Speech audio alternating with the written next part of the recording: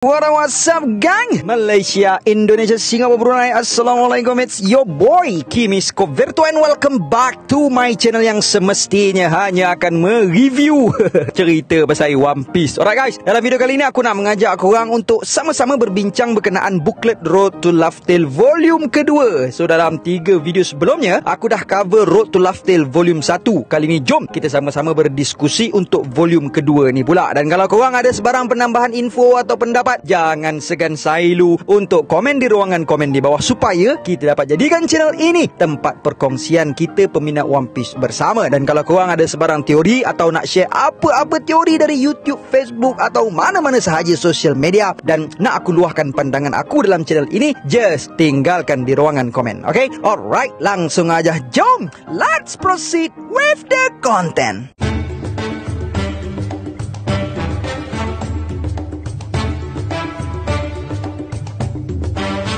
Alright guys, dalam video kita pada kali ini aku nak akan kongsikan dengan korang semua berkaitan dengan review dan analisis booklet Road to Laugh Tale volume 2 yang mengandungi tulisan daripada Oda, dan pada cover booklet kali ini yang menulis bahawa two emperors have fallen, is a global upheaval inevitable. Let's continue our adventure to uncover the secret of One Piece. Yang bermaksud dua orang maharaja lautan telah pun tumbang. Adakah satu perubahan besar yang tidak diundang bakal berlaku? Jom kita sama-sama meneruskan pengembaraan untuk membongkar rahsia-rahsia tentang One Piece. Apa yang menariknya guys, tulisan ini sememangnya merupakan foreshadowing daripada Oda bahawa rahsia One Piece akan dibongkarkan tak lama lagi. Dan surprisingly, pada beberapa hari yang lepas, satu message yang disampaikan oleh Oda telah pun menghebohkan seluruh community One Piece, yang mana message tersebut berbunyi, "When I was a kid, I thought to myself, man, I would love to draw a manga with the most high final stage. I wonder if I'm up to it. Now we have only a tiny bit of Wano arc left. The preparation are almost done. Took me 25 years. That said, it's fine if you start reading from this point on, because from this point on, it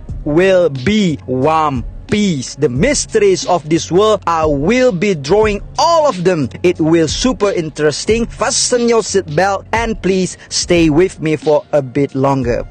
Seru habislah guys mesej Oda ni. Mana taknya dalam mesej ni Oda bagi tahu yang dah tak lama dah lagi masa yang tinggal untuk dia bongkarkan segala misteri dalam dunia One Piece ini. Dan Oda sendiri bagi tahu yang pasti dan pasti ianya akan menjadi satu perkara yang menakjubkan untuk kita semua geng. So memang berkaitlah tulisan dekat cover booklet kali ni dengan mesej Oda tadi. So apa agak-agaknya yang terkandung dalam Road to Laugh Tale volume 2 ni Booklet kali ni terdiri daripada 3 bahagian, which is bahagian yang pertama adalah One Piece Next yang recap balik tentang kejatuhan Kaido dan Big Mom. Yang kedua pula adalah One Piece Deep yang membincangkan tentang kekacauan dunia One Piece dan kisah tentang Yonko yang masih lagi kekal, which is Akagami no Shanks dan Blackbeard Marshall D. Teach. Yang ketiga pula adalah One Piece Data yang membincangkan tentang Sword Grades dan konsep Gallery Treasure volume 2 yang menunjukkan kepada kita konsep awal untuk desain Kaido, All Stars, Tobiropo dan Big Mom dalam negara Wano. So dalam video pada kali ini aku hanya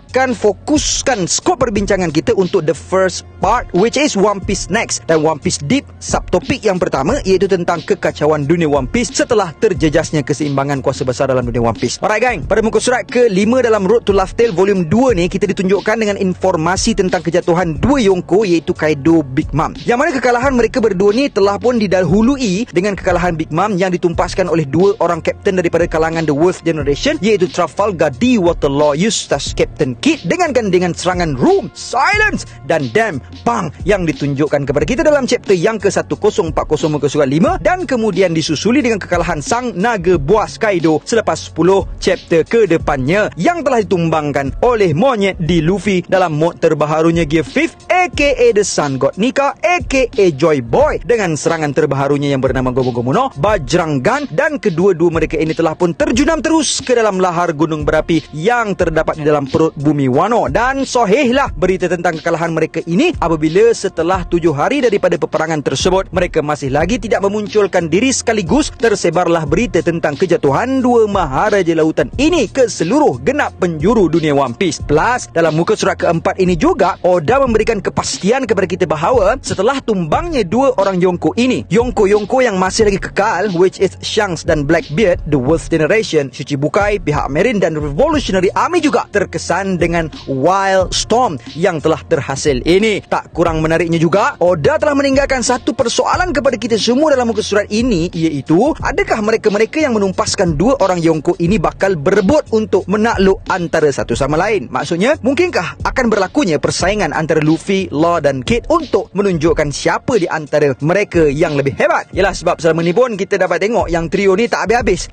nak buktikan antara satu sama lain siapa yang lagi hebat kan. Sampaikan dalam chapter yang ke-1001, mereka bertiga ni sanggup untuk terima serangan berbola api Heavenly Bonds daripada Big Mom dengan syarat siapa yang elak dia kalah.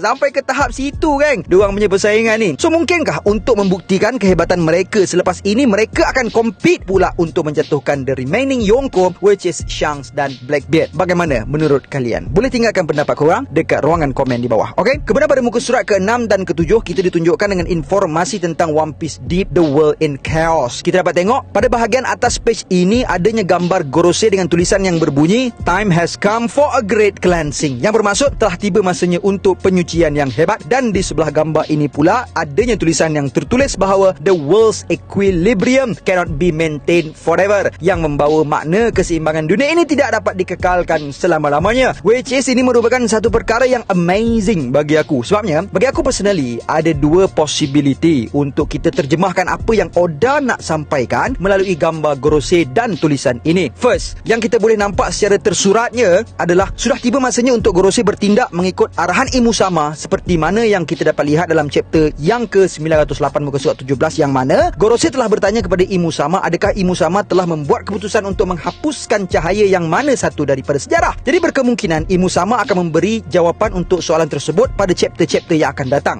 Pause kejap. Bercakap pasal Imusama ni, aku ada satu teori menarik berkaitan Imusama untuk dikongsikan dengan korang. Macam yang korang tahu, pada tanggal 12 Julai 2022 yang lepas, official YouTube channel One Piece telah pun mengeluarkan satu video yang menunjukkan kolaborasi antara One Piece dan Detektif Conan. Dan baru-baru ni dalam YouTube channel AB Channel yang dihostkan oleh Zahir Asna, korang mesti kenal kan nama ni sebab dia yang selalu review pasal Detektif Conan. Dia ada buat review pasal video tersebut. Zahir ni kan dia memang layan Detektif Conan, so dia ada cakap yang dalam teaser One Piece dan Detektif Conan tu adanya panel Imusama yang diletakkan sebelum panel Karasuma Renya. Jadi memandangkan Karasuma Renya adalah final villain untuk Detektif Conan, maka berkemungkinan Imusama adalah final villain yang bakal berhadapan dengan Luffy dalam One Piece ni.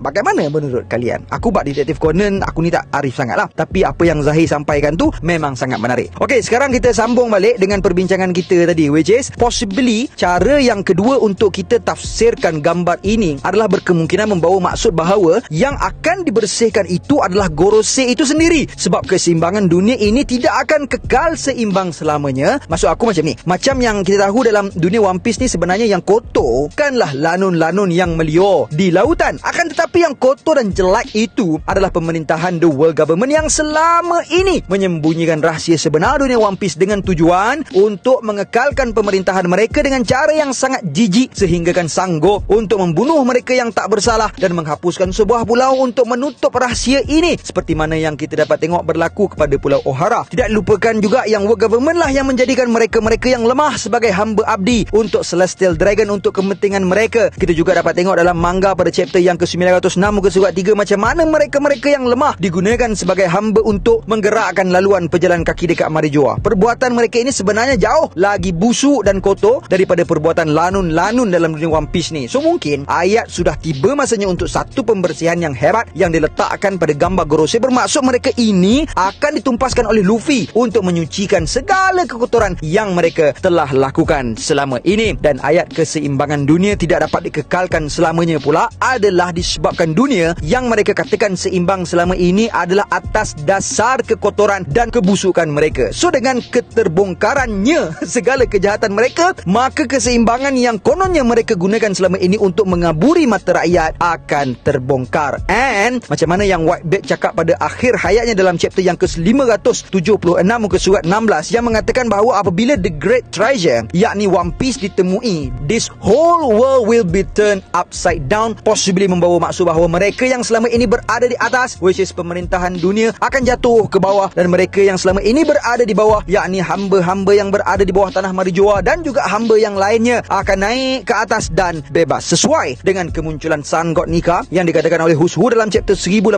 bahawa Nika merupakan seorang pahlawan legenda yang bakal tiba dan menyelamatkan para hamba dan akan mengukir senyuman di wajah mereka dan membebaskan hamba-hamba ini daripada terus diperhambakan. So guys, macam mana menurut kalian? Agak-agaknya mana satu yang ingin disampaikan oleh Oda melalui gambar Gorosei dan tulisan ini? Please drop your comment down below. Okay? Seterusnya pada scoop yang pertama muka surat 6, kita ditunjukkan dengan informasi berkaitan Sabo dan Commander of Revolutionary Army, iaitu Commander of the Southern Force Lindbergh, Commander of the Northern Force Karasu dan Commander of the Western Force Morley yang telah berhadapan dengan Admiral Fujitora dan Admiral Ryukugyu di Marijoa pada hari keempat persidangan Reverie yang cuba untuk menyelamatkan rakan mereka iaitu Kuma yang telah diperhambakan oleh Celestial Dragon. Surat khabar pada saat itu telah pun menularkan berita tentang hal tersebut dan menuliskan sesuatu yang penting tentang Sabo sehingga kan mereka yang mengenali Sabo daripada kalangan Revolutionary Army dan penduduk kampung halamannya di Goa Kingdom menunjukkan ekspresi muka yang luar biasa apabila membaca berita tersebut. Kemudian pada skup kedua pula, Oda telah meng-highlightkan tentang sebuah insiden yang berkaitan dengan Alabasta selepas persidangan Reverie yang telah diberitahu oleh Garp kepada Neptune dan Shirahoshi dalam chapter yang ke-956 muka surat 3. Dan insiden ini dilihat ada kaitannya dengan Nefertari Cobra dan Vivi. Apa agaknya yang telah berlaku kepada Alabasta? Mungkinkah Alabasta akan dihapuskan oleh the world government? Sebab kita dapat tahu yang sebelum ini klan Nefertari pernah menolak pelawaan untuk menjadi Celestial Dragon. So mungkinkah ada sebab yang tertentu kenapa mereka enggan menerima tawaran tersebut? Adakah kerana terdapatnya sebuah khazanah yang sepatutnya dilindungi oleh Nefertari family di tanah Alabasta? Atau mungkin Alabasta mengalami insiden disebabkan oleh Vivi adalah nakama kepada Straw Hat Pirates? Di sebelah panel berkaitan Alabasta ni juga terdapat satu persoalan daripada Oda tentang berita yang telah disebarkan oleh Morgan yang membincangkan tentang 3 tajuk, iaitu A Fatality, The Voting Results and Attempted Murder. Apakah maksud di sebalik clue yang ditinggalkan oleh Morgan ini? Berkemungkinan yang mati itu adalah Nefertari Cobra, keputusan undian adalah tentang pembubaran Shichibukai dan cubaan membunuh pula adalah apa yang telah dilakukan oleh Sabo dan Commanders Revolutionary Army yang lain. Skup yang ketiga pada muka surat ke-7 pula menunjukkan kepada kita tentang pembubaran Shichibukai yang mana panel Dracula Mihawk, Captain Buggy, Edward Weevil dan Boa Hancock telah di-highlightkan oleh Oda dengan satu panel kecil di sebelah gambar Hancock yang menunjukkan bahawa Marines telah dikerahkan untuk memburu ke semua Shichibukai kerana mereka tidak lagi mempunyai kepentingan kepada the world government dan semua bounty mereka telah pun dinyahbekukan, di-unfroze dan nyawa mereka kini halal untuk dibunuh oleh Marine. Dan adanya panel Kobe yang sedang bercakap dengan X-Drake yang mengatakan bahawa dia dihantar untuk menangkap Boa Hancock dalam chapter ke-956 muka surat 12. Macam biasa guys, Oda tak pernah gagal untuk terujakan kita semua. Apa yang menariknya guys, kalau korang perasan, dalam muka surat ke-6 dan 7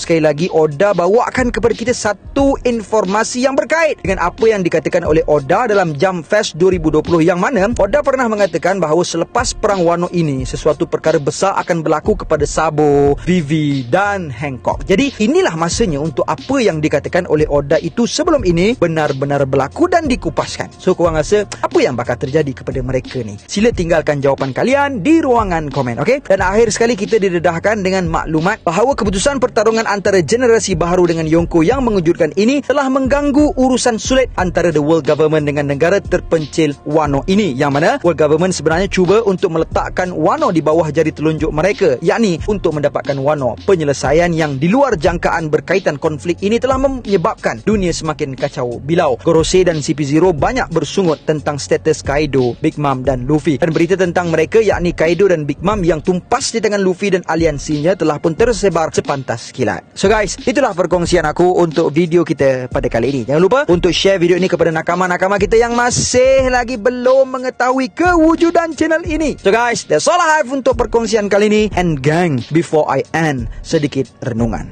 Jika kita tidak ubah cara berfikir dalam setiap tindakan kita, kita akan sentiasa mendapat keputusan yang sama berulang-ulang kali. Ubah cara berfikir, cari ilmu baru. Jangan malas belajar. Jangan malas untuk teroka kepakaran kemahiran baru. A great leader is a continuous learner. Jangan pernah letakkan noktah kepada pembelajaran. Hanya yang bongkak sahaja yang menutup pintu pengetahuan. Bahkan berbangga dengan ilmunya sambil mendabik dada. Tidak ada aibnya untuk terus terus belajar. Tidak sekali-kali jatuh maruah kita untuk belajar. Orang yang berterusan dalam belajar, ia akan dapati diri dia semakin matang dalam membuat keputusan. Kadang-kadang kita dapati diri kita sangkut ketika ingin memilih hala tuju atau whenever we need to make a decision. Sebab apa? Kerana dalam kepala kita tak ada banyak pilihan dan membuat kita terus dibelenggu dengan kebuntuan. Belajar, learn my brother, never stop. Apa yang kita minat, gali dan cari maklumat. Jangan bercukup dengan apa yang kita ada. Ilmu ini ibarat lautan. Apa yang ada pada kita hanya setitis air yang tersisa di hujung jarum yang dicelup di lautan. Teruskan pembelajaran until we see ourselves getting wiser in life. And until then, my gang, there is no God except Allah. Assalamualaikum warahmatullahi